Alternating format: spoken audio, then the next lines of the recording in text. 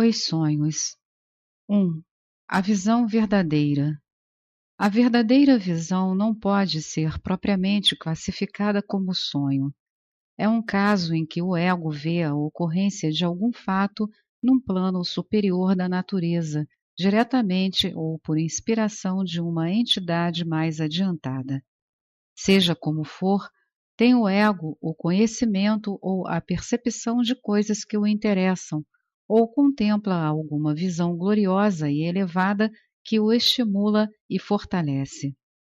Feliz o homem a quem semelhante visão advém com nitidez suficiente para abrir o seu caminho através de todos os obstáculos e fixar-se com firmeza em sua memória de vigília. 2. O sonho profético. Este sonho deve ser também atribuído exclusivamente à ação do ego, que o prevê por si mesmo ou se inspira em algum acontecimento futuro para o qual deseja preparar sua consciência de vigília. É possível certo grau de certeza e veracidade nessa antevisão, conforme a capacidade do ego para captar os fatos e, tendo-os captado, imprimi-los no cérebro de vigília. Às vezes o evento é daqueles que se revestem de aspecto grave, como a morte ou um desastre, sendo por isso óbvio o motivo do ego para a tentativa de gravá-lo. Em outras ocasiões, porém, o fato previsto não carece aparentemente de importância e nos é difícil compreender por que o ego se preocuparia com o mesmo. Sem dúvida, é sempre possível que, em tal hipótese, o fato recordado signifique apenas um pormenor mínimo de alguma visão muitíssimo mais extensa, não tendo o restante chegado ao cérebro físico. É claro que muitas vezes o vaticínio tem caráter premonitório e não faltam ocasiões em que a advertência tenha sido levada em consideração, vindo o sonhador a escapar da morte ou de um acidente. Em muitos casos o aviso é negligenciado ou sua verdadeira significação passa despercebida, cumprindo-se a profecia. Em outros, há a tentativa de uma providência por causa da sugestão, mas, não tendo aquele que sonha o necessário domínio sobre as circunstâncias, estas afinal o conduzem, a seu pesar, à situação prognosticada. São tão comuns histórias a respeito de sonhos proféticos que o leitor facilmente as encontrará em quase todos os livros que versam esta matéria. Citarei um exemplo recente de W.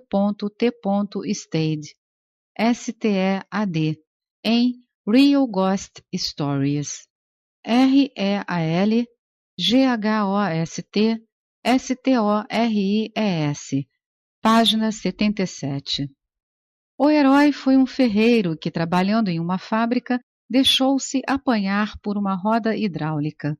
Sabia ele que a roda necessitava de reparo, e uma noite sonhou que, ao encerrarem as atividades do dia seguinte, o gerente o deteve para fazer o conserto, que o seu pé escorregou e se prendeu na engrenagem, sendo gravemente ferido e mais tarde amputado. Pela manhã contou o sonho à sua mulher e assentou consigo que estaria ausente quando fosse procurado para consertar a roda. Durante o dia, anunciou o gerente que a roda entraria em reparo logo após a saída dos operários à tarde, mas o ferreiro resolveu afastar-se antes da hora.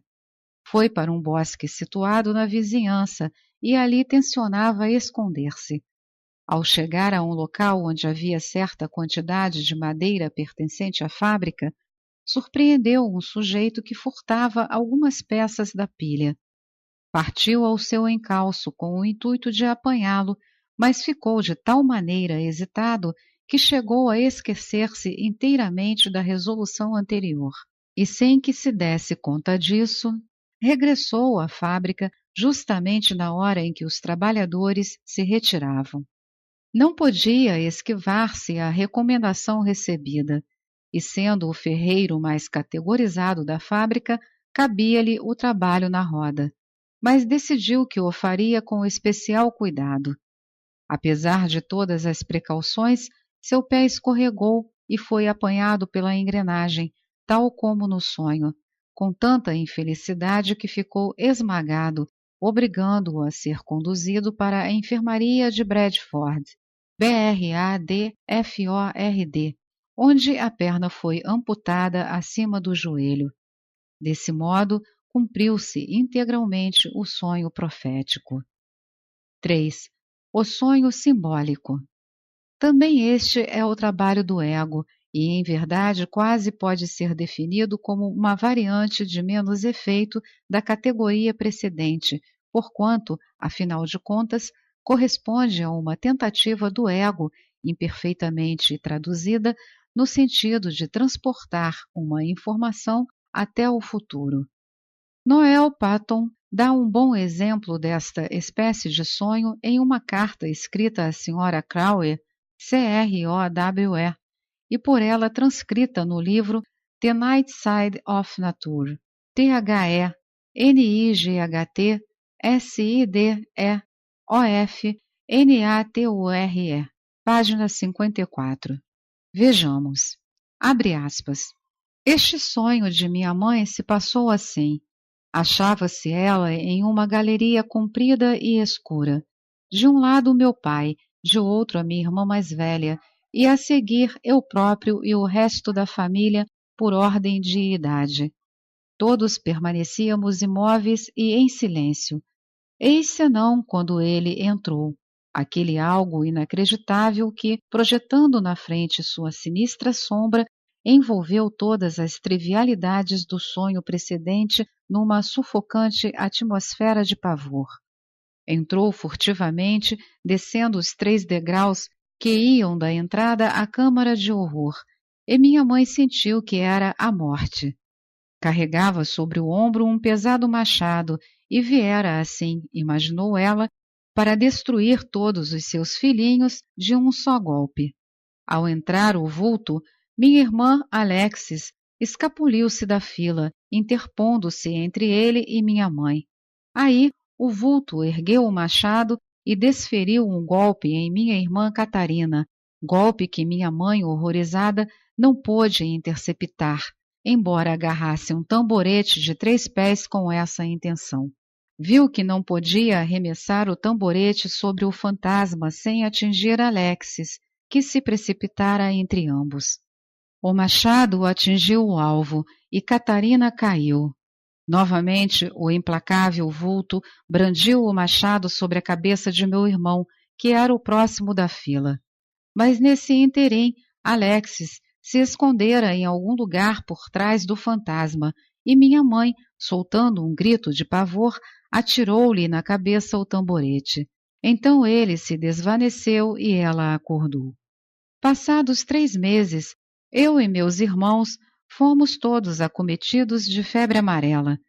Minha irmã Catarina faleceu quase imediatamente, sacrificada, conforme minha mãe supôs, pela extrema apreensão dela, minha mãe, quanto a Alexis, que parecia estar em perigo mais iminente. O sonho profecia fora em parte cumprido. Eu também estive às portas da morte, desenganado pelos médicos. Minha mãe, porém, não perdeu a esperança e confiava em minha recuperação. Mas quanto ao meu irmão, considerado em estado desesperador e sobre cuja cabeça ela no sonho vira um machado em pendência, os seus receios eram demasiado grandes, porque ela não se recordava de haver ou não sido consumado o golpe na ocasião em que o espectro desaparecera. Meu irmão restabeleceu-se, mas teve uma recaída e apenas escapou com vida. O mesmo não sucedeu a Alexis. Durante 1 ano e 10 meses, a pobre menina padeceu e eu lhe segurava a pequenina mão quando morreu. Eis como se realizou o sonho. É curioso observar a exatidão com que se verificaram os pormenores do simbolismo, inclusive na parte referente ao suposto sacrifício de Catarina para a salvação de Alexis e a diferença no modo como ambas morreram. Fecha aspas. 4. O sonho nítido e coerente. Este sonho pode às vezes significar uma reminiscência, mais ou menos exata, de uma verídica experiência astral por que tenha passado o ego quando se encontrava fora do corpo físico adormecido. Ou, talvez mais frequentemente, a dramatização pelo ego da impressão produzida por um insignificante som ou contato físico, ou ainda de alguma ideia passageira que lhe houvesse ocorrido. Exemplos deste último já os mencionamos, e do outro também existem muitos. Entre eles podemos incluir o caso relatado no livro Dreams and Ghosts, DREAMS, AND, GHOSTS, página 35, de Andrew, ANDREW, Lang, LANG, e que se passou com o conhecido médico francês Dr. Brière, BRIERRE, de Beaumont, BOISMONT. Este o descreve por ciência própria. Abre aspas.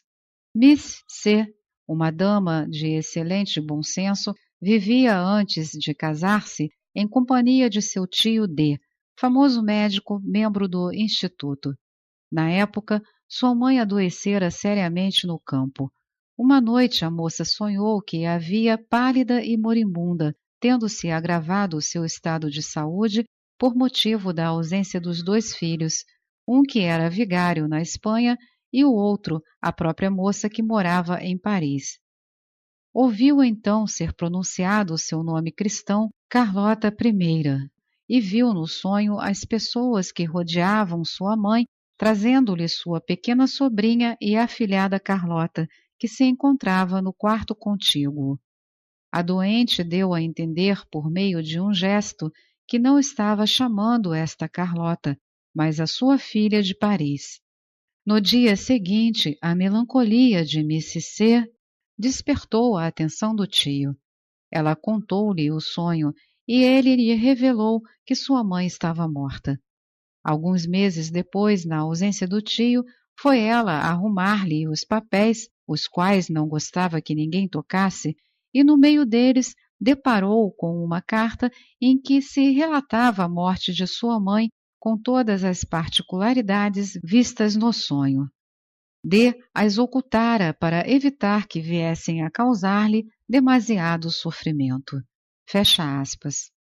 Às vezes, o sonho clarividente se refere a assunto muito menos importante que a morte, como no seguinte caso contado pelo Dr. F. G. Lee, L.E.E., em Glimpses in the Twilight, GLIMPSINTHE,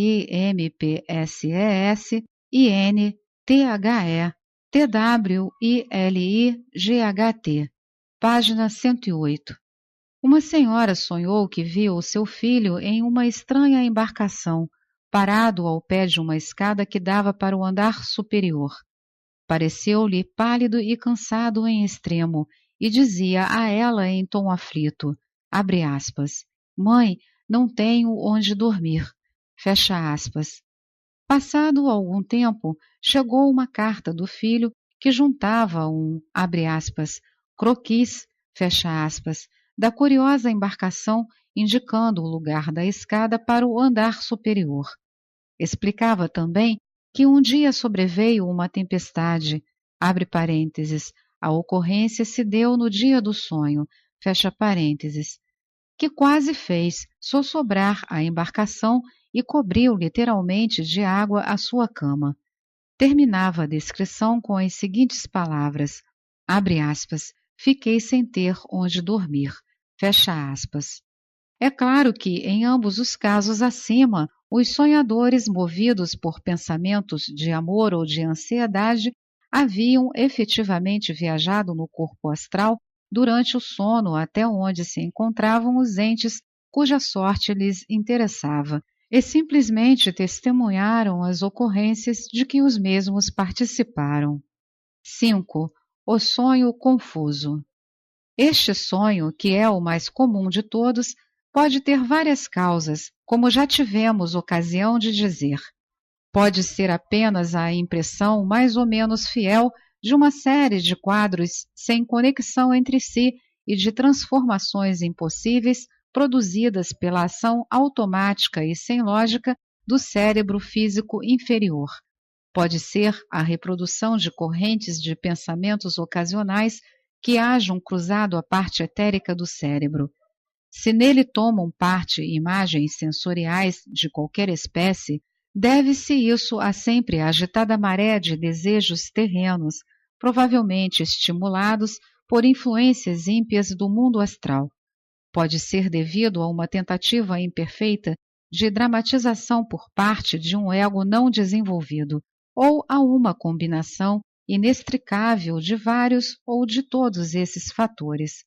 O modo por que se processa semelhante combinação talvez se torne mais claro com a descrição sucinta de algumas das experiências sobre o estado de sonho levadas a cabo recentemente com a cooperação de investigadores clarividentes, membros da Loja de Londres da Sociedade Teosófica. Esta é mais uma edição do canal Livros Falados Voz Humana. Que o bem, o bom e o belo se multipliquem em benefício das criaturas.